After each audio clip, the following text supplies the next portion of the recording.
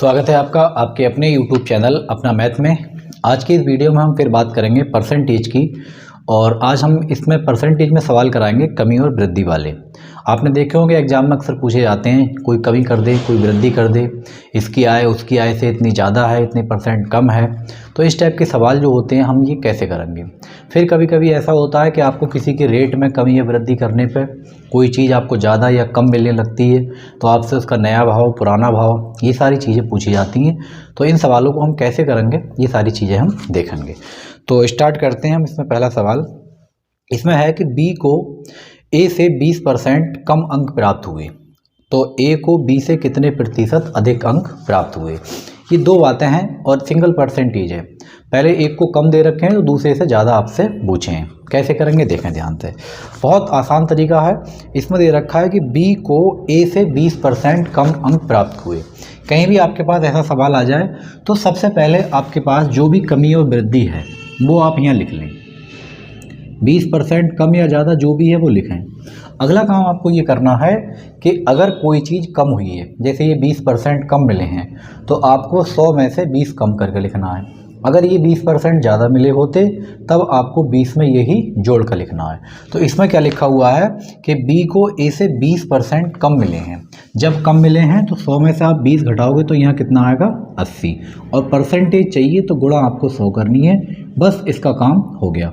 तो 20 से आप डिवाइड करोगे 4 बार और 4 से आप इसको काटोगे तो ये हो गया 25। तो आंसर ये हुआ अपने पास कि बी को ए से 25% अधिक अंक मिले हैं।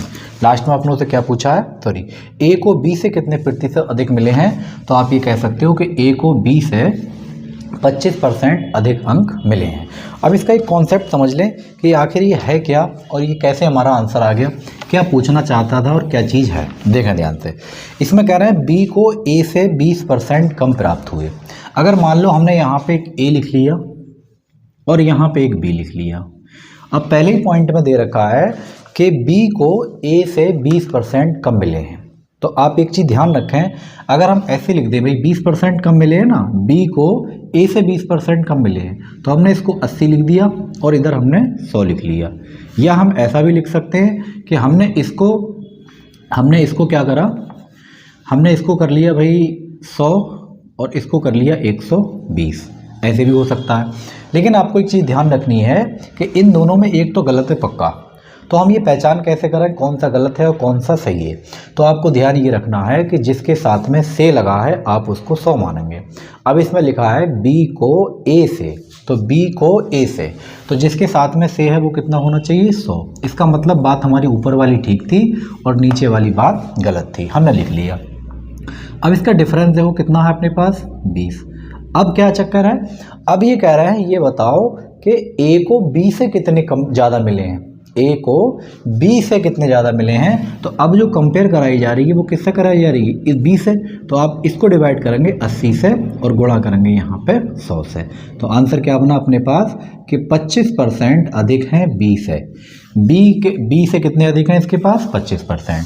तो कहीं भी अगर इस टाइप के सवाल आएंगे तो आप बस वही फार्मूला लगाएंगे कि कमी और वृद्धि ऊपर लिखेंगे। अगर कोई चीज़ कम हुई है तो 100 में से घटा के, और अगर कोई चीज़ बड़ी है तो 100 में जोड़ के। अब आगे बढ़ते हैं अगले सवालों पर। देखें अभी कहीं कहीं ऐसा भी होगा कि 2 बार लगातार वृद्धि हो 2 बार कमी हो, या 1 बार वृद्धि हो या फिर 1 बार कमी हो। अगला क्वेश्चन है कि ए का वेतन बी के वेतन से 50% अधिक है, तो बी का वेतन ए के वेतन से कितने प्रतिशत कम है। अब पहले वाला हमें दे रखा है अधिक। तो सबसे पहले जो भी कमी या वृद्धि है वो आप यहाँ लिखेंगे। अगर वृद्धि है तो 100 में जोड़ कर लिखेंगे, और 100 में आप 50 जोड़ोगे तो कितना आएगा 150, और गुणा करनी है आपको इसमें 100 से। 50 से काटोगे तो 1 और नीचे आएगा 3, और गुणा में कितने चल रहे हैं 100। अगर आप 100 को 3 से डिवाइड करोगे तो आपके पास मिलेगा 33 सही 1/3% कमी। बस ये आपका आंसर हो गया। ये सिंगल स्टेप सवाल है, इसमें कहीं भी आपको कोई ज़्यादा इधर उधर करने की ज़रूरत नहीं है।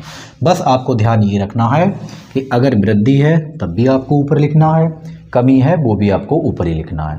लेकिन अगर वृद्धि है तो नीचे आपको 100 में जोड़ के लिखना है, और अगर कमी है तो नीचे 100 में माइनस करके लिखना है। परसेंटेज के 100 लगाना है, बात खत्म। अगर ऊपर वृद्धि हुई है तो यहाँ कमी आएगी, और अगर ऊपर यहाँ कमी करी है तो यहाँ हमेशा वृद्धि आएगी। दो बातों में बात खत्म। आगे बढ़ते हैं अगले सवाल पर। देखें अगला सवाल अपना क्या है। अगला क्वेश्चन ये कहता है कि x की आय y की आय से 20% अधिक है, तो y की आय x की आय से कितने प्रतिशत कम है। अब अधिक दे रखा है तो सबसे पहले आप कितना अधिक है 20%, तो आप यहाँ लिखेंगे 20, और अधिक है तो इसको 100 में जोड़ कर लिखेंगे, ये बनेगा 120, और गुणा चाहिए अपनों को 100 से। अगर आप 20 से काटोगे तो आएगा 1, 20 से काटोगे तो ये जाएगा 6, और गुणा मिलेगा अपने पास 100। अगर आप डिवाइड करोगे तो ये हो गया 50, और नीचे आ गया अपने पास 3, और 50/3 का मतलब होता है 16 सही 2/3% की। अब देखा यहाँ वृद्धि थी तो ये क्या आएगी, कमी आएगी, तो जो दूसरे वाली की आय है वो हो जाएगी 16 सही 2/3% कम।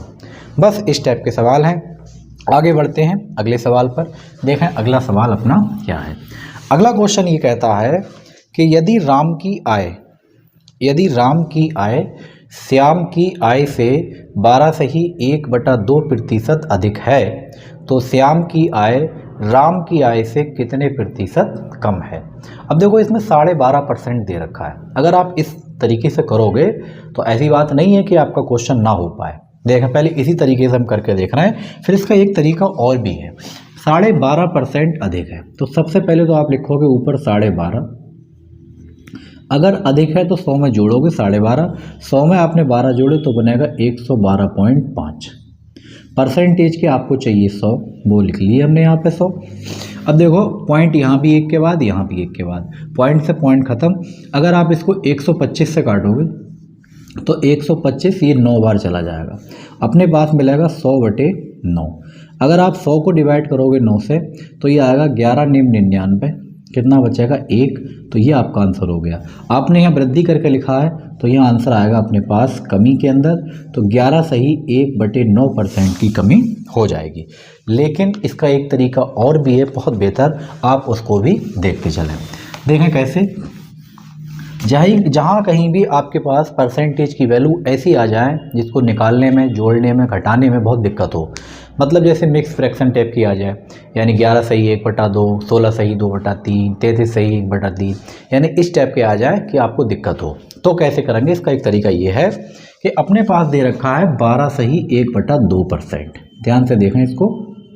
अगर आप इसको सही करके लिखेंगे 12 दूनी 24 और 1 25, 25/2, और इस परसेंट के नीचे हमने लिखा 100। अगर आप इसको डिवाइड करोगे तो 25 एकम 25 और 25 चौक 100, कुल मिला के बात आ गई हमारे पास 1/8। तो 12.5% की जो फ्रैक्शन वैल्यू होती है वो होती है 1/8, वो हमने यहाँ पे निकाल लिया। अब देखें ध्यान से, अगर वृद्धि हुई है तो आपका जुड़ेगा और कमी हुई है तो घटेगा। देखें ध्यान से, 8 पे 1 की वृद्धि हो रही थी, तो कोई भी चीज़ थी जो कि 8 से 1 बढ़ने पे 9 हो रही थी। अब आप देखें यहाँ पे डिफरेंस कितने का है, 1 का है, वो हमने यहाँ लिख लिया। अब पूछा किससे है, अब पूछा है इससे भी कितने कम है, तो 9 से ये देखें कितना कम है, 9 लिखेंगे। और परसेंटेज की बात है तो आप यहाँ गुणा करेंगे 100 से, तो वही बात आ गई 100/9, यानी 11 सही 1/9% की कमी आ गई। बस इस टाइप से भी आप निकाल सकते हैं, तो आप घटाने से, जोड़ने से आराम से बच सकते हैं। कहीं भी मिक्स फ्रैक्शन दे रखा हो या बड़े बड़े ऐसे नंबर दे रखे हों तो आप उनका फ्रैक्शन वैल्यू निकाल लिया करें, और फ्रैक्शन वैल्यू निकालना आप जानते ही हैं, और अगर नहीं जानते हैं तो हमने स्टार्टिंग वाली वीडियो में उसका पूरा बेसिक कॉन्सेप्ट बताया है, आप वहाँ जाके एक बार देख सकते हैं। आगे बढ़ते हैं अगले सवाल पर। अब ऐसा हो सकता है कि आपके साथ में लगातार 2 वृद्धि दे दी जाए या 2 कमियाँ दे दी जाए, या 1 वृद्धि 1 कमी, इस टाइप की बातें हो सकती हैं। तो अगला क्वेश्चन है कि किसी व्यक्ति के वेतन में पहले 20% की वृद्धि की गई, उसके बाद फिर 20% की कमी की गई, तो उसके वेतन में कितना परिवर्तन आएगा। कोई एक व्यक्ति है जिसका वेतन हमने पहले 20% बढ़ा दिया, फिर हमने उसका वेतन को 20% घटा दिया। पूछा आपसे ये है कि बताओ भाई उसके वेतन में कोई परिवर्तन आया या नहीं आया। तो आपको ध्यान रखना है, इसमें एक ऑप्शन ये ज़रूर मिलता है कि कोई परिवर्तन नहीं। और हमेशा आपको याद ये भी रखना है कि अगर सेम वृद्धि हो रही है और सेम कमी हो रही है परसेंटेज में, तो हमेशा वेतन में या कोई भी चीज़ है, इनकम है, आय है, कोई भी चीज़, हमेशा उसमें कमी ही आएगी। अब देखें, एक बार चेक कर लें कैसे करेंगे हम। इसके कई तरीके हैं निकालने के। हमने ये मान लिया कि उस व्यक्ति की जो पूरा इनकम था, वेतन जो था, वो हमने मान लिया 100 रुपये। ठीक, अगर आपके पास 100 रुपये थे और पहले इसके 20% बढ़ गए तो 120% हो जाएगा। उसके बाद ये 20% घट गए तो फिर 80% रह जाएगा। इस तरीके से करने के ये फ़ायदे हैं कि आप कितनी बार कमी वृद्धि करते चले जाओ, आप इसी में जोड़ते चले जाओगे। 2 बार करें, 3 बार करें, 4 बार करें, जितनी बार करें आप उतने लाइन तो लिखते चले जाएं। अब देखें, 100 से पहले 100 को साफ करते हैं आराम से। इस जीरो से इस जीरो को काट लें और इस जीरो से इस जीरो को काट लें। हमारे पास बचा भाई 12 अट्ठे 96। 12 अट्ठे 96। अब आप ईमानदारी से ये बताओ, पहले आपके पास वेतन था 100 रुपये, अब आपके पास वेतन बचा है 96 रुपये। तो अगर कोई चीज़ 100 में 4 कम हो रही है तो इसका मतलब 4% की कमी आ रही है। और यही आपसे पूछा है कि आपका वेतन कितना है, तो ये हो गया 4% कमी आ जाएगी। पहली बात तो तरीका ये है, सबसे बेहतर तरीका, कहीं आपको टेंशन लेने की ज़रूरत नहीं है। 2 हो, 3 हो, 4 हो, कमी हो, वृद्धि हो, जोड़ते चले जाएं। एक बार फिर समझ लें, हमने क्या माना, टोटल इनकम उसकी 100 मान ली, तो 100 लिखा हमने। 20% की इन्होंने पहले वृद्धि करी तो 120/100, फिर 20% की कमी हुई तो 100 में से 20 करा तो 80। ऐसा नहीं करना है कि 120 में से कम करना है। कमी और वृद्धि जो भी करनी है वो आपको 100 के अंदर ही करनी है। हर बार में 100 से करना है हिसाब किताब, पिछले वाले से कोई मतलब नहीं। सब कुछ हमने काट लिया। 12 अट्ठे 96, तो 100 रुपये का उसका वेतन था, आज के टाइम में उसका वेतन है 96 रुपये। तो 4 रुपये की कमी आ गई, और 4 रुपये की कमी अगर 100 रुपये पे है तो वो परसेंटेज बन जाती है। परसेंटेज का मतलब है 100 पे होना, तो 100 पे कितना कम, 4 कम, तो इसके वेतन में आ जाएगी 4% की कमी। दूसरा इसका तरीका आपको ये ध्यान रखना है कि कहीं भी अगर सेम वृद्धि और सेम कमी है तो आप तो सबसे पहले लगाएंगे यहाँ माइनस, यानी कमी आएगा। उसके बाद यहाँ लिखेंगे, दोनों लिख लेंगे 20 × 20 और नीचे लिखेंगे 100। बात ख़त्म। ये 0 से 0 कट जाएंगे, 2 दूनी 4। हमेशा इसका आंसर आएगा 4% की कमी। तो अगर कहीं भी सेम दे रखी है भाई, ये बात ध्यान रखना है आपको, अगर वृद्धि और कमी सेम है तब तो आप उन दोनों का स्क्वायर कर लिया करें और 2 जीरो हटा दिया करें। जो भी परसेंटेज निकल कर आएगी वो हमेशा और हमेशा कमी ही आएगी। इस बात को आप ध्यान रखें। और अगर ये बात ध्यान नहीं है तो सबसे बढ़िया तरीका ये है कि आप उस 100 को मान के चलें और उसके अकॉर्डिंग करते चलें। अगला सवाल देखते हैं। अगला सवाल क्या है? अगला सवाल ये है कि किसी वस्तु पर लगे कर में 10% की कमी की गई, उसकी खपत में 10% की वृद्धि हो गई, तो राजस्व में प्रतिशत परिवर्तन बताइए। क्या भैया, क्या परिवर्तन आया? तो आप ये देख रहे हैं कि 10% की कमी है और 10% की वृद्धि है। आप डायरेक्ट बता सकते हैं, 10 और 10 की गुणा करेंगे तो आएगा 100, और 100 से आपने डिवाइड करा, मिलेगा 1, और हमेशा क्या आएगी, कमी 1% की। आप मौखिक भी इसका आंसर निकाल सकते हैं, लेकिन हमने मान लिया कि पहले कोई भी चीज़ 100 रुपये थी। ठीक, इसको आप अपनाते चलेंगे। अगर कोई चीज़ 100 रुपये थी, पहले 10% की कमी हुई, तो अगर 100 में 10 कम हुआ तो 90 बचेगा, तो यहाँ लिखेंगे 90/100। अगर 100 में 10 की वृद्धि हुई है तो आप लिखेंगे 110। हर चीज़ को 100 से कंपेयर करना। इससे ये जीरो कैंसिल, और 2 जीरो से 1 जीरो, ये एक ही है। अपने पास बचेगा 11 और 9। 11 नेम होते हैं भाई 99। तो आपने ये देखा कि 100 रुपये की चीज़ 99 बची है। इसका मतलब ये हुआ कि 1% की कमी हो चुकी है। बस आपको इसी स्टाइल से, इसी तरीके से इन सवालों को कर लेना है। बहुत आसान सवाल है, कोई भी मुश्किल सवाल इसमें नहीं है। आगे बढ़ते हैं अगले सवाल पर। अब कभी कभी ऐसा भी हो सकता है कि अलग अलग आपके साथ हो, कभी वृद्धि हो जाए, कभी कमी हो जाए। कोई ज़रूरी थोड़ी है हर बार सेम नंबर आपके लिए आ जाएं, और ये भी ज़रूरी नहीं है कि 2 ही कंडीशन होती हो कि एक बार घट गए, एक बार बढ़ गए। हो सकता है 2 बार घट जाए, 3 बार बढ़ जाए। इस टाइप से बहुत कई प्रकार से ये सवाल हो सकते हैं। तो अगला सवाल है अपने पास कि किसी संख्या में पहले 20% की वृद्धि की गई और फिर 10% की कमी की गई, शुद्ध प्रतिशत वृद्धि या कमी बताइए। तो कोई भी एक संख्या थी, उसमें पहले 20% इन्होंने बढ़ाया, 20% की वृद्धि हो गई, फिर 10% की इन्होंने कमी कर दी। तो अब ये पूछना चाह रहे हैं, आप हमें ये बताओ कि पूरा ओवरऑल क्या रिजल्ट निकल कर आया, कुछ बढ़ा या घटा या कुछ नहीं हुआ। ठीक, कैसे निकालेंगे? सबसे आसान तरीका, आप मानेंगे इसके अंदर 100। हमने मान लिया वो संख्या कितनी थी, 100 संख्या थी। अब देखें इसमें वृद्धि कितनी हुई है, पहले 20 की वृद्धि हुई है। अगर आपके पास कोई चीज़ 100 है और 20 की वृद्धि होएगी तो आप कितना लिखोगे, 120%, 100 में ही जोड़ना है। आगे ये कह रहे हैं भी 10% की कमी हुई है, तो आप लिखोगे 10 कम करके तो कितना बचेगा, 90, और यहाँ लिखोगे आप 100। 100 से 100 कैंसिल हो गया, ये ख़त्म, और 2 जीरो ऊपर हैं और 2 जीरो नीचे हैं। तो हमने ये देखा 12 नेम हो गए भाई अपने पास 108। अगर 100 रुपये थे अपने पास पहले, आज अपने टाइम पे 108 रुपये हैं, तो आप ये बता सकते हो कि भाई वृद्धि हो गई। और वृद्धि हो गई कितनी, 8 की, किस पे, 100 पे। इसीलिए इसका आंसर हुआ कि भाई 8% की वृद्धि हो जाएगी। बस ऑप्शन आपको ध्यान रखना है, ऑप्शन कमी में भी हो सकते हैं, वृद्धि में भी हो सकते हैं, लेकिन यहाँ हमारे पास सिर्फ और सिर्फ वृद्धि हुई है। आगे बढ़ते हैं अगले सवाल पर। अगला सवाल देखें क्या है। अगला सवाल ये है कि किसी वस्तु के भाव में 25% की कमी की गई। कोई वस्तु है जिसके भाव में 25% की कमी की गई और दैनिक बिक्री में 30% की वृद्धि हो गई। परिणाम स्वरूप दैनिक बिक्री से प्राप्त धनराशि में क्या होगा। भाई कोई भी चीज़ थी, हमने इसके रेट 25% कम कर दिए। जैसे ही 25% हमने रेट करे, बिक्री हमारी पहले से 30% बढ़ गई। तो आप ये बताओ कि हमारा जो पास जो पैसा आया है उसमें कोई इजाफा होगा या नहीं होगा, घाटे में चली जाएगी। फ़ायदा या नुकसान, कमी या वृद्धि आपको परसेंटेज में बतानी है। देखें ध्यान से कैसे करेंगे। सबसे पहले आप 100 मान लें, हमने मान लिया भाई 100 कि पहले हिसाब किताब हमारा 100 रुपये का था। अब 100 रुपये था, हमने क्या करा, 25% कम कर दिया। जब 25% हमने कम करा तो 75% बचेगा। जैसे ही हमने 25% रेट गिराए, यानी रेट कम करे, कमी करी, तुरंत ग्राहक आ गए हमारे पास ज़्यादा। और कितने ज़्यादा आ गए, 30% ज़्यादा आ गए। इसका मतलब 130%। बस आपका काम हो गया। सबसे पहले 0 से 0 को निपटा लें, 100 से 100 खत्म।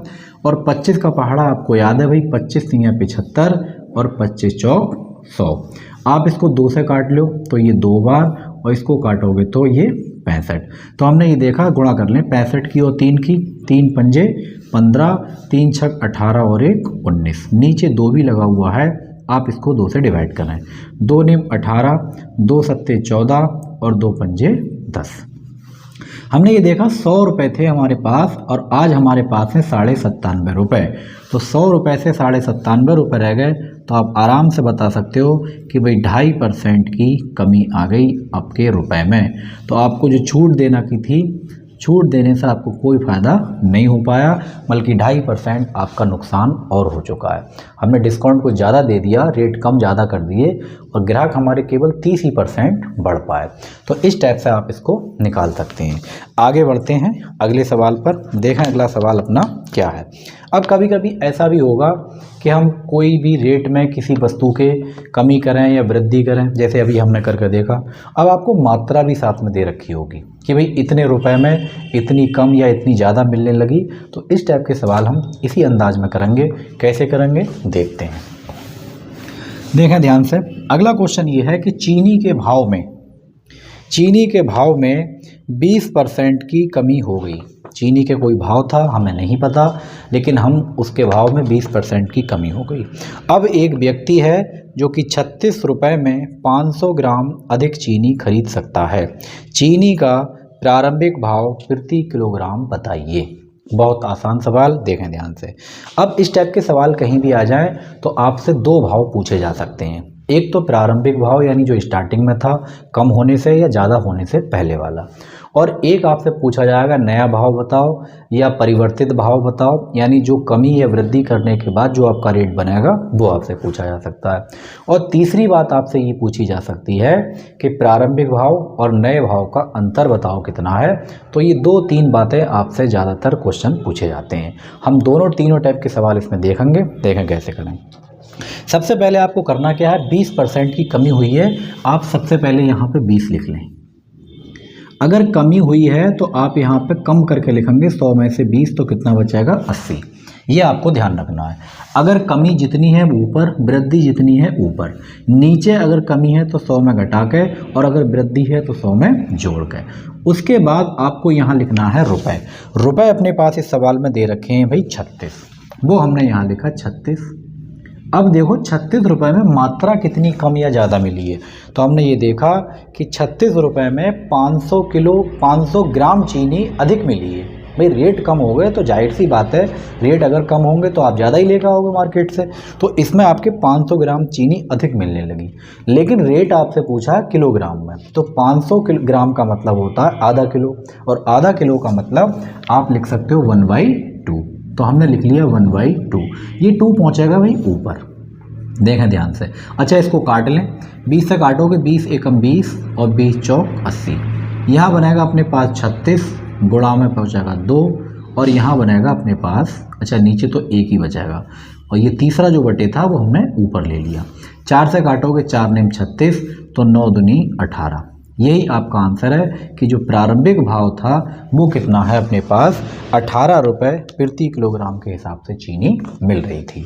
तो इस टाइप से आप आराम से निकाल लोगे। अच्छा अब इसको हम चेक भी कर सकते हैं कि भाई बात में दम है या ऐसी हवा में बात चल रही है। देखें ध्यान से, अगर चीनी 18 रुपये किलो मिल रही थी, ध्यान से देखें, अगर चीनी 18 रुपये किलो मिल रही थी तो आपके पास 36 रुपये थे। 18 के भाव में आपने चीनी ली तो आपको पता चला कि भाई चीनी हमें मिली है 18 दूनी 36, पूरी 2 किलोग्राम। आपके पास आज की डेट में फिर 36 रुपये हैं, लेकिन अब जो भाव है वो पहले से अपना 20% कम हो चुका है। तो पहले 18 रुपये था, अब 18 का 20% करोगे तो 80% बचेगा, तो 18 अट्ठे हो गए 144। तो अब रेट अपना रह गया 14.4 किलो, यानी अब जो रेट है वो 18 का नहीं है बल्कि कम हो गया। अगर आप इसको डिवाइड करोगे, यहाँ आप पॉइंट लगाओगे तो आंसर आएगा 36 एकम 36, और 36 हो गई ये 36 4 बार चला जाएगा अपने पास, 36 चौका, यह बचेगा 10, तो आंसर मिलेगा अपने पास 2.5 किलो। तो आप ये देख सकते हैं कि पहले अपने पास 2 किलो चीनी मिल रही थी और अब चीनी मिल रही है 2.5 किलो, यानी आपका जो पहले से क्वांटिटी है वो 500 ग्राम बढ़ चुकी है। आगे बढ़ते हैं अगले सवाल पर। ये तो केवल निकालने का एक बताने का तरीका था, आपका आंसर बहुत पहले आ चुका है। अगला क्वेश्चन ये है भाई कि चीनी के मूल्य में 20% की कमी होने पर एक खरीदार 160 रुपये में 8 किलोग्राम चीनी अधिक खरीद सकता है। कमी होने से पहले चीनी का मूल्य बताइए। 20% की कमी हुई है, सबसे पहले आप लिखोगे 20, अगर कमी है तो 100 में घटा के। इसका हिसाब किताब बहुत ध्यान से रखना है। अगर कमी है तो 100 में घटा के लिखोगे, और वृद्धि है तो नीचे 100 में जोड़ कर लिखोगे, ऊपर आपको कोई मतलब नहीं है। अब देखो रेट कितना है अपने पास टोटल, कह रहे हैं 160 रुपये में, 160 रुपये में क्या मिल रहा है भाई, 8 किलो चीनी अधिक मिल रही है। तो जितनी भी मात्रा है वो आप नीचे लिखेंगे। अब आप आराम से काट लें, 20 से काटोगे तो 4 बार चला जाएगा, 20 चौक 80, और 8 से काटोगे तो 8 दूनी 16, और 4 से काटोगे तो 4 पंजे 20। तो हमारे पास जो पुराना रेट है वो आया 5 रुपये प्रति किलोग्राम। बस हो गया अपना काम। आपसे यही पूछा है कि भाई पुराना रेट क्या है, तो आपका रेट आया 5 रुपये प्रति किलोग्राम। आसान सवाल है, इसको भी एक बार हम चेक करके आपको दिखा रहे हैं ताकि आपके सारे कॉन्सेप्ट क्लियर हो जाए। अगर आपके पास 160 रुपये हैं, ध्यान से देखें, और चीनी मिल रही है भाई 5 रुपये किलो, तो आप चीनी लेकर आओगे 32 किलो। कितनी चीनी मिलेगी आपको, 32 किलो। लेकिन आपके पास फिर 160 रुपये हैं, लेकिन अब भाव जो हैं वो 20% कम हो गए हैं, तो 5 का अगर 20% कम कर दिया जाएगा तो 80% ही बचेगा, और 80% 5 का कितना होता है, 4 रुपये। तो अगर आप 4 के भाव से लेकर आओगे अब चीनी, तो आपको मिलेगी 40 किलो चीनी। तो ये देख कर बताओ क्या पहले से 8 किलो चीनी ज़्यादा है या नहीं है। बिल्कुल क्लियर है, तो कोई टेंशन की ज़रूरत नहीं है। तो आप पुराना भाव पूछा है आप निकाल सकते हो, और नया भाव पूछा है तो आप ये देख रहे हैं कि जैसे ही हमें पुराना मिला हमने उसका 80% कर लिया, तो नया भाव भी हमारे पास आ चुका है 4 रुपये किलो। तो ये भी आपसे पूछा जाएगा, तो आप नया भाव इस तरीके से भी निकाल सकते हैं। और एक तरीका और है नए भाव का, वो भी आप देखें। अगला सवाल देखेंगे, और अगला क्वेश्चन ये है कि चीनी नहीं है भाई, चावल आ चुके हैं अपने पास। ये कह रहे हैं चावल की कीमत में 20% की कमी हो जाने पर एक ग्राहक को 800 रुपये में 12.5 किलोग्राम चावल ज़्यादा खरीद सकता है, तो चावल की नई कीमत प्रति किलोग्राम बताइए। तो आप दो तरीके से चावल की नई कीमत निकाल सकते हैं। देखें जरा, दोनों तरीके आप समझें यहाँ पे। तो चावल में हुई है पहले भाई 20% की कमी। देखें, अगर 20% की कमी हुई है तो आप यहाँ लिखेंगे 20/80। भी कमी हुई है ना, तो 20/80। यहाँ लिखेंगे रेट कितना है, रेट आपके पास है भाई 800 रुपये, वो आपने यहाँ लिखा 800 रुपये। और मात्रा कितनी कम हुई है, 112.5। अगर आप इसको सॉल्व करोगे तो आपके पास आएगा पुराना भाव, क्योंकि तो पुराना भाव निकल लिया अपने पास। पहले पुराना भाव निकाल लें फिर देखेंगे। तो आप अगर इसको डिवाइड कर लोगे तो भाई पॉइंट हटा लो पहले तो आप, तो यहाँ आ गया अपने पास 0। आप इसको काटो, पहले 8 से काट लो, ध्यान से देखो, ऐसा करो 4 हो गया ये, और 125 अट्ठे होते हैं भाई 1000। 125 अट्ठे 1000 और 4 से काटो 2, तो ये अपने पास आ गया 16 रुपये। पुराना भाव कितना है, 16 रुपये। अगर आप यहीं से नया भाव निकालना चाहें तो नया भाव क्या हुआ है, पुराने वाले भाव में 20% की कमी हुई है, इसका मतलब इसका 80% बचा। बस आपका काम हो चुका है। अगर आप इसको काटोगे 20 से तो ये चला जाएगा 4 बार, और ये हो गया 20 पंजे 100।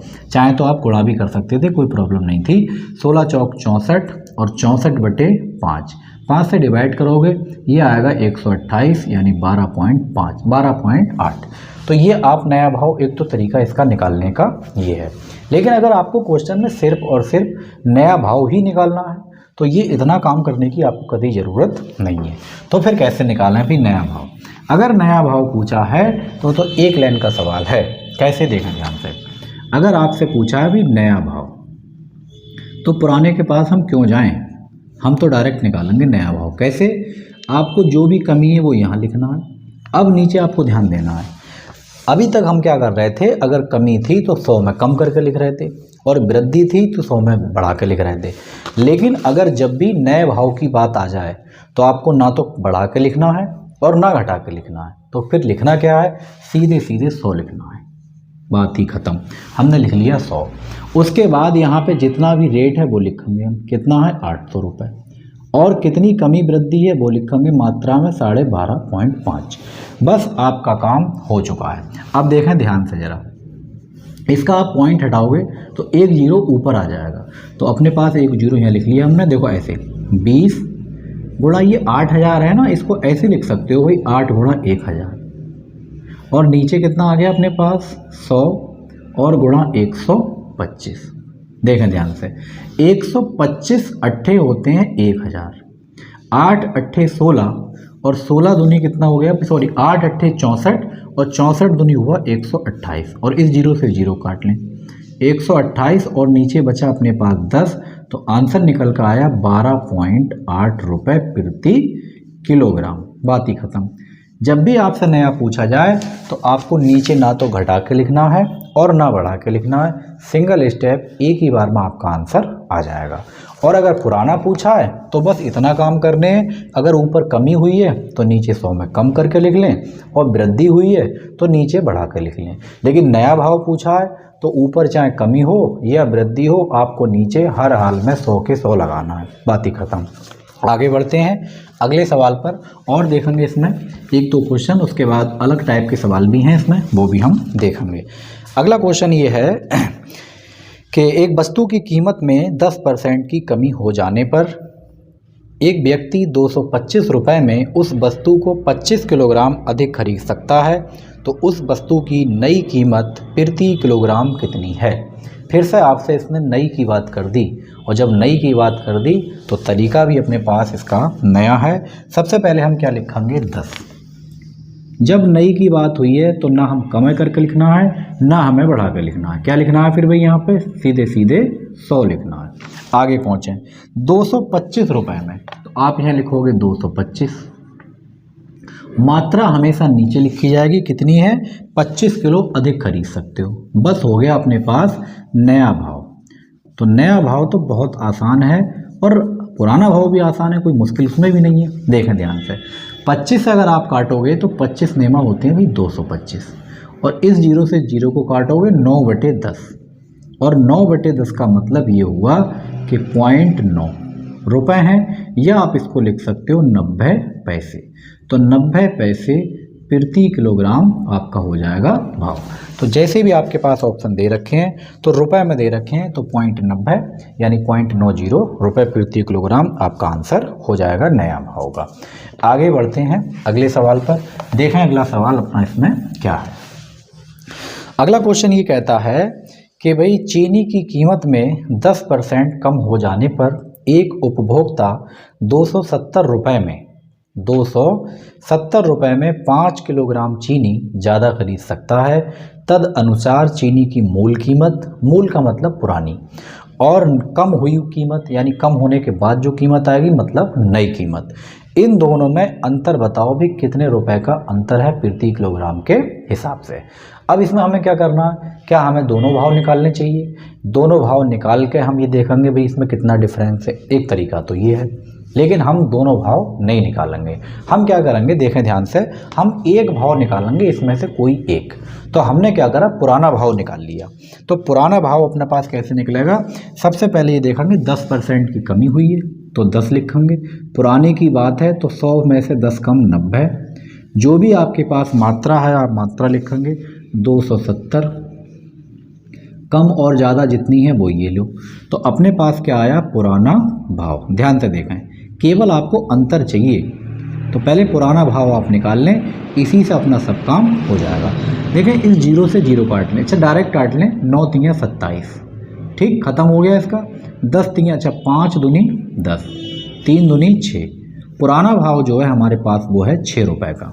ठीक, आपसे पूछा है अंतर, ध्यान से देखें। अब अंतर कैसे आप निकालोगे, अंतर निकालने का बढ़िया तरीका ये है कि आप ये देखें कि अंतर तो वही होगा जितना हमने बढ़ाया होगा या जितना कम किया होगा वही अंतर होगा। भाई कोई मान लो रेट मार्केट में चल रहे हैं तो उसमें अंतर कैसे आएगा, अंतर वही तो आएगा जो हम या तो कम कर दें उसमें या बढ़ा दें। तो जितना % हम बढ़ाएं या घटाएं वही आपका अंतर कहलाएगा। तो इस सवाल में 10% कम करा है तो इसका मतलब जो अंतर हुआ वो भी 10 ही % का आएगा। अब कम हो ज़्यादा हो उससे आपसे मतलब नहीं है, बस आप क्या करें, इस 6 का 10% कर लें, क्योंकि 10% का ही अंतर है और 6 का आपने 10% करा, आंसर आया अपने पास 0.6 रुपये। अब या तो 0.6 रुपये लिख लें या आप इसको लिख लें 60 पैसे, क्योंकि बात एक ही है, दोनों में से कोई भी आपका आंसर हो सकता है।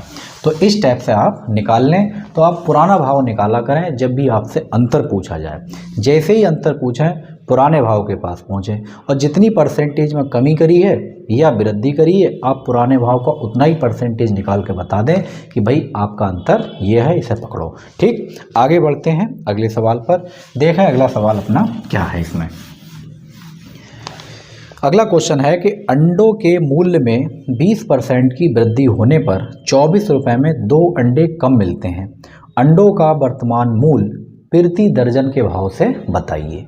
तो अंडे का अपना जो हिसाब किताब दे रखा है इसमें एक एक अंडे के हिसाब से दे रखा है कि भी 2 अंडे कम मिल रहे हैं, लेकिन हमसे जो पूछा है लास्ट में वो पूछा है दर्जन के भाव से।